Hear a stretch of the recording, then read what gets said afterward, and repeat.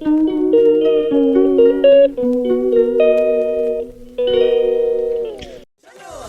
करें हम, घर घर में खुशहाली लाएंगे, अपने प्यारे भारत को मिलकर स्वर्ग बनाएंगे। हीरे के जैसा देश है अपना, इसे तराशेंगे, MEP के डायमंड को यारो जीत दिलाएंगे। गुड इवनिंग, नमस्कार, अस्सलाम वालेकुम। आज हम ऑल इंडिया महिला एम्पावरमेंट पार्टी की सुप्रीमो से हम बातचीत कर रहे हैं और उनसे कुछ तीखे सवाल पूछेंगे। हम देखते हैं उनके पास इस चीज़ का क्या जवाब है। नाजरीन, हम आपको बता दें कि ये हैदराबाद कॉन्स्टिट्यूंसी चार मीनार से इलेक्शन कंटेस्ट करने का इन्होंने डिक्लेरेशन दिया है। अभी नॉमिनेशन फॉर्म दर्ज नहीं किया है, कमों कोई एक दो रोज़ में ये कर लेंगी। उसके बाद हम फिर आपके सामने आएंगे। बर वक्त हम इनसे कुछ तीखे सवाल पूछेंगे, जो हम आपसे पहले ही माफ़ी चाहते हैं कि अगर आपको, लेकिन पॉलिटिक्स में अगर आप आएंगी तो इस तरह के सवाल जो है हम पूछेंगे, क्योंकि हम अपना एक बहुत कीमती वोट आपको देने जा रहे हैं।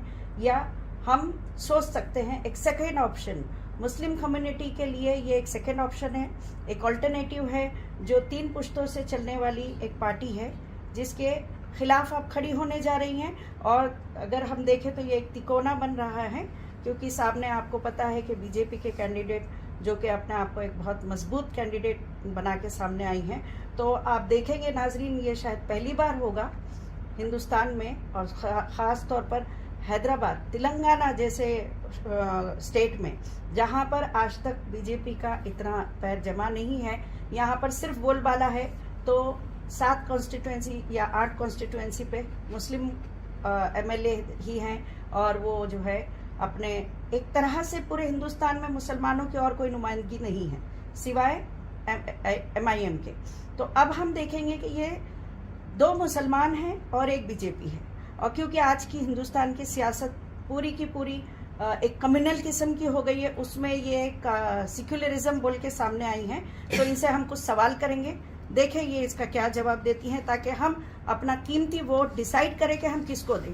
क्योंकि एक शैम्पू की बोतल लेने में भी हम बहुत ज़्यादा सर्वे करते हैं, कौन सी कंपनी अच्छी है, क्या रेट दे रही है।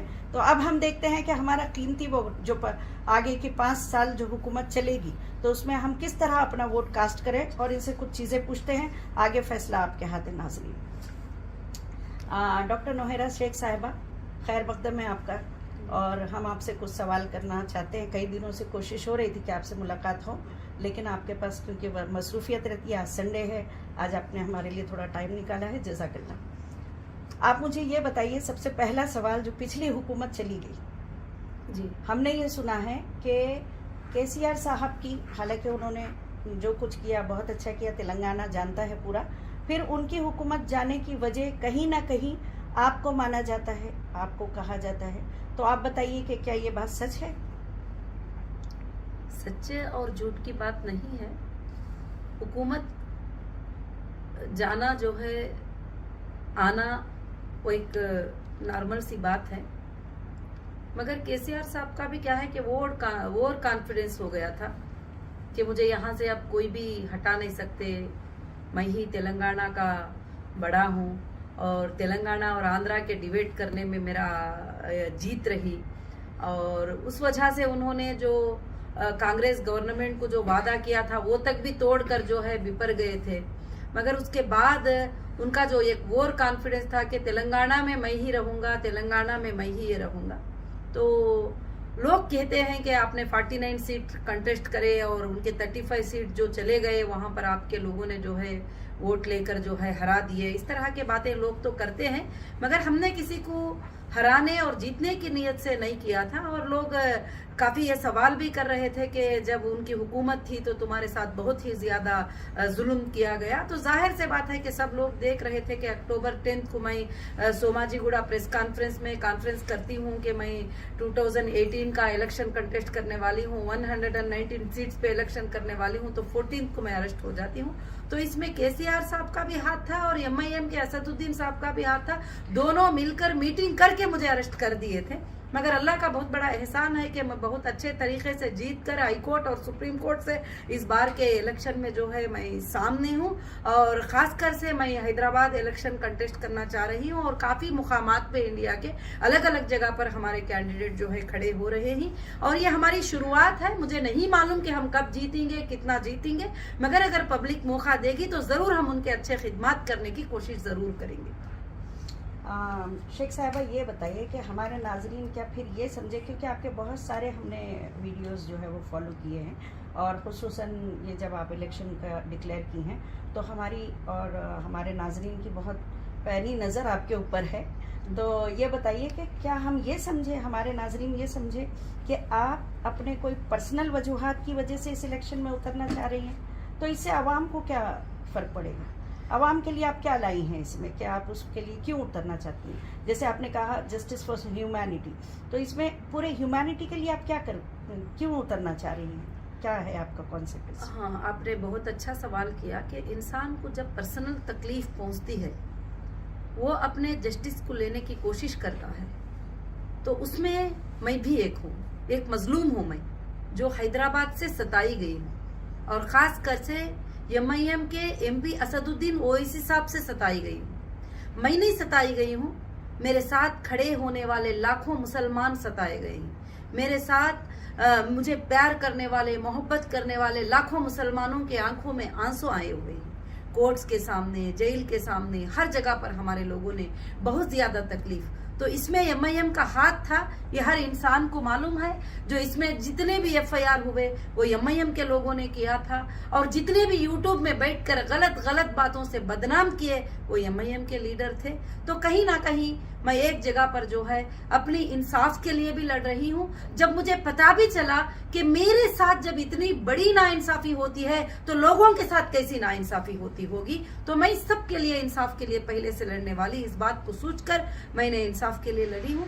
मैं आज ही इंसाफ के लिए नहीं, बल्कि जब ये मेरे ऊपर जुल्म करे, मेरे ऊपर झूठा FIR करे, मेरे ऊपर इल्जाम लगाए तरह तरह के और पार्लियामेंट में खड़ के गलत बातें बोलने लगे, तो मैंने इनके ऊपर 100 करोड़ का मानहानि केस जो है डिस्ट्रिक्ट सिविल कोर्ट में मैंने डाला और वहां पर पिटीशन अलाउ हुआ। तो फिर जो है मैं वो केस जीत भी गई और 100 करोड़ का केस भी जीत गई और कि कोर्ट भी मान गई कि बेशक जो है इसकी बर्बादी में, इन लोगों के सताने में, इन लोगों को मुश्किल पहुंचाने में जरूर MIM का हाथ है और MIM के नेताओं का हाथ है। तो लाजिम से बात है कि मैं मेरी इंसाफ भी लेने की कोशिश करूंगी। मेरे साथ जितने लोगों को नाइंसाफी हुई है मैं उनको इंसाफ भी दिलाने की कोशिश करूंगी और मैं हक के लिए फाइट करने वाली हूं कि मैं जरूर इस पर फाइट करने की कोशिश करूंगी। आपका सवाल मुनासिब था। तो हम ये समझे कि आप जो है नाजरीन के थोड़े वजाहत के लिए कि आप ये कहना चाह रही हैं कि जो आपके जैसे पावरफुल लेडी के साथ अगर एक इस तरह से नाइंसाफी हो सकती है जिसमें पूरे एजेंसीज को इन्वॉल्व किया जा सकता है, तो एक आम आदमी के साथ कितनी तकलीफ होती होगी, ये आपका नजरिया है या फिर कुछ और इसके पीछे आपका कोई एजेंडा? नहीं, मेरा नजरिया ये भी है कि जो एक औरत जिन पर ना कभी बुरा बोलती थी, ना कभी गलत बोलती थी, ना कभी मुलाकात की थी, ना कभी कोई इलेक्शन कंटेस्ट की थी, ना कभी वोट मांगने गई थी, ना उनकी सल्तनत में कभी कदम डाली थी, कुछ भी नहीं।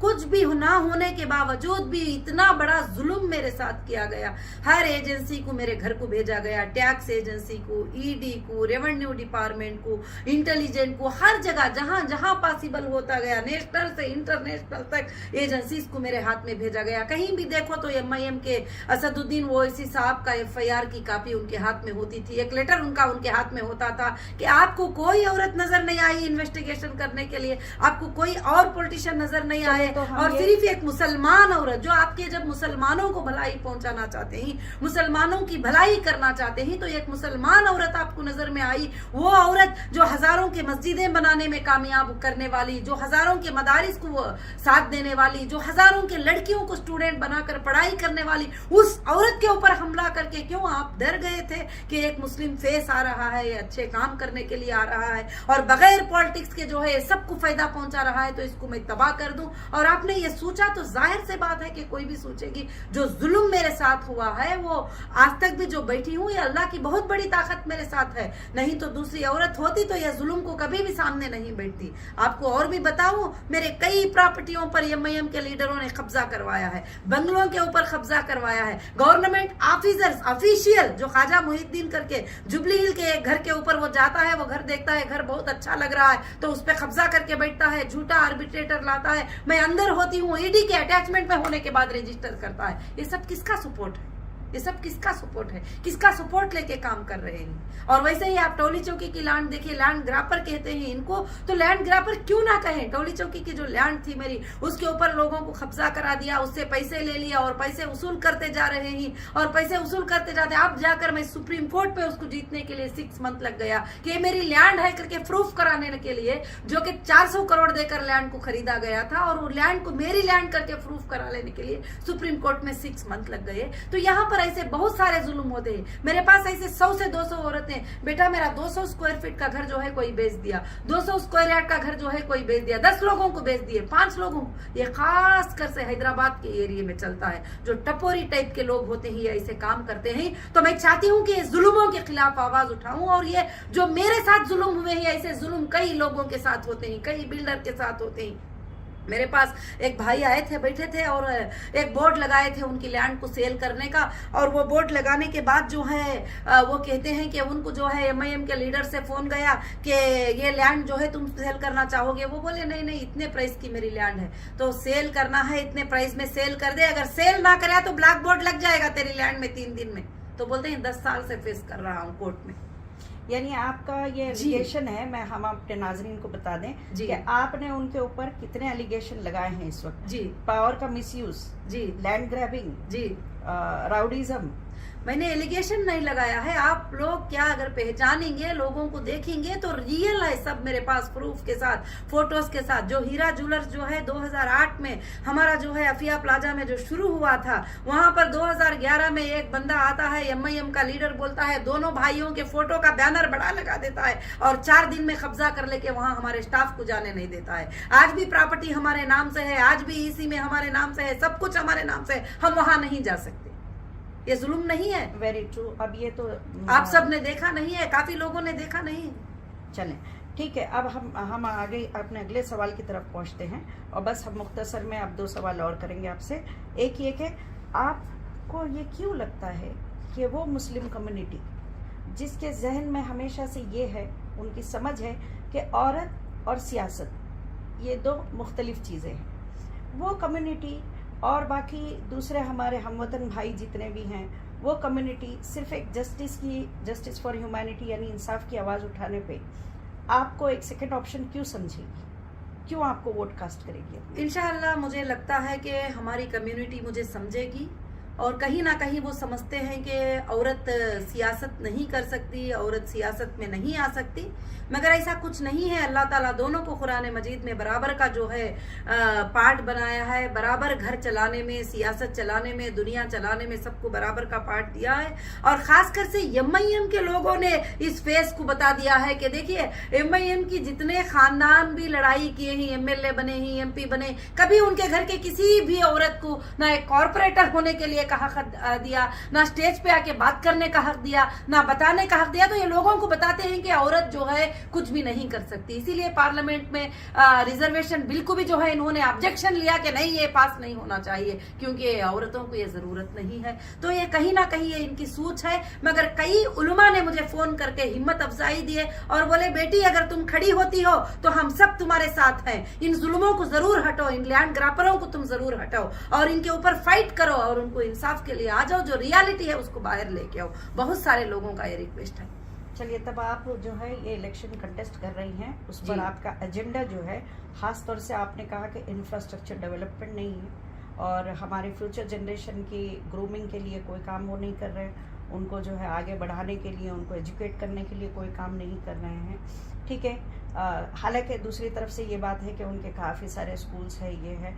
हालांकि ये भी बात सही है कि सिर्फ अपने स्कूल्स बना लेने से किसी भी कम्युनिटी या किसी भी कॉन्स्टिट्यूएंसी का डेवलपमेंट नहीं होता है। जी, स्कूल्स बना लिए, हॉस्पिटल्स बनाइए, उनके फीसेस भी तो चेक करिए, कौन सी बच्ची को फ्री में पढ़ाई मिल रही है, कौन सी बच्ची को सीट फ्री में मिलती है, कौन सी हॉस्पिटल में फ्री ट्रीटमेंट होता है, कहाँ है वो पूछ लीजिए। वो कमर्शियल है, बिजनेस बना ले रहे हैं वो। जितने मुसलमान उनको चाहते हैं, जितने लोग वहां के चाहते हैं, उनका एक बड़ा बिजनेस बनाकर बैठे हुए हैं। तो इसलिए मैं कहती हूँ कि इस बार का कंटेस्ट बहुत बड़ा कंटेस्ट रहेगा और बहुत बड़ी फाइट रहेगी और मेरा ये स्लोगन रहेगा कि अब की बार MIM की हार होगी जरूर और मुसलमानों की भी जीत होगी। वहां पर लोग जीतेंगे जरूर और इंसाफ भी जरूर से जरूर जीतेगी। अल्लाह रब्बुल आलमीन जुल्म की सियासत को बहुत दिन तक नहीं चलाएंगे। जो जुल्म मेरे ऊपर हुआ है 10-12 साल से, वो जुल्म काफी है उनके हारने के लिए और किसी का नहीं। तो वहां के लाखों के लोगों पर क्या जुल्म होता रहेगा और कहां तवज्जो दे रहे हैं बच्चों के स्कूल के ऊपर, कहां तवज्जो हो रही है एजुकेशन के ऊपर, कहां तवज्जो हो रही है रोडों पर रास्तों के ऊपर, कहां तवज्जो हो रही है बीमारों पर, किसी पर कोई तवज्जो नहीं। आप देख रहे थे ना कि साहब जो है जा रहे थे, एक औरत आके बोल रही है कि साहब तुमने पिछले बार इलेक्शन में बोले थे यहाँ पर पानी का पाइप लगाएंगे, फिर भी इलेक्शन आ गया पानी का, तो हाँ हम अगले इलेक्शन में देखेंगे बोलकर भाग रहे थे। तो इस तरह के लोग होते हैं। तो मैं चाहती हूँ कि लोगों को जो है सियासत में आने का फायदा पहुंचाए। तो मेरी ये कोशिश है, मेरी ये सच्ची आवाज है, ये आवाज आती ही रहेगी इंशाअल्लाह। लोग कुछ भी कहे, लोग समझे अब नहीं तो कुछ दिनों के बाद समझे, जरूर ये सच्ची आवाज चलती रहेगी। मैडम, पूरी दुनिया आज हिंदुस्तान की राजनीति बहुत कुछ जो है सिर्फ मजहब के ऊपर राजनीति हो रही है। इस राजनीति में आप क्या ऐसा लाना चाहती हैं कि जिससे सिर्फ मुसलमान ही नहीं बल्कि हमारे दूसरे दीगर मज़ाहिब के लोग भी आपको वोट दें? उसके लिए आपका क्या प्लान है? क्या आप खुद भी ये चाहती है कि मजहब की राजनीति करें? नहीं, ये क्योंकि हम आपको देखते हैं कि आप जो है हमारी पार्टी की बुनियाद है MEP जस्टिस फॉर ह्यूमैनिटी। हमारी पार्टी हर इंसान को इंसाफ दिलाएगी। मजहब की बात हमारे घरों में होती है। जब इंडियन कॉन्स्टिट्यूशन की बात आती है तो वहां मजहब कॉन्स्टिट्यूशन होता है और पूरे देश के हिंदू और मुसलमान को इंसाफ होगी। इसीलिए हमारे पार्टी में टिकट मुस्लिम को भी है और हिंदू को भी है और क्रिश्चियन को भी है। हाँ, कम्युनिटी जहां पर जैसी कम्युनिटी होती है उस कम्युनिटी का रिस्पेक्ट करना हमारे ऊपर जो है लाजिम होता है। मगर मैं एक मुसलमान हूँ, मैं इस्लाम को फॉलो करती हूँ पूरी के पूरी, मगर मैं सारे देश के लोगों से मोहब्बत करती हूँ और सारे देश के लोगों के इंसाफ के लिए लड़ना चाहूंगी और जहां ना इंसाफी होगी वहां पर खड़ी होना चाहूंगी। ठीक है, हम आपके साथ, हमारी बहुत सारी शुभकामनाएं हैं, बहुत सारी हमारी अच्छी ये है कि चले नाजरीन के सामने एक दूसरा ऑप्शन भी आए ताकि ये सेक्युलर है, हमारे मुल्क में डेमोक्रेसी है और हमारे लोग जो है अच्छी तरह सोच समझ के आपको जो है वोट दे। जबकि आप इस स्लोगन के साथ आई हैं कि अब की बार ओवैसी की हार, MIM की हार, अब की बार MIM की हार और नौहरा शेख के गले में हार।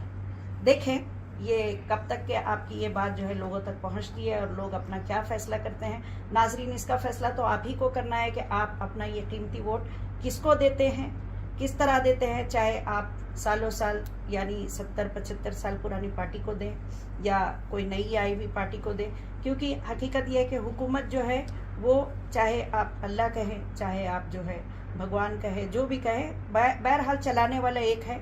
वो हुकूमत अपनी उसी को देता है जिसके हाथ में वो अपने बंदों को सेफ पाता है या उनको आजमाता है। तो हम देखेंगे कि इस बार अल्लाह ताला का क्या फैसला होता है। इसके साथ ही हम आपसे विदा लेते हैं। Thank you. जय हिंद।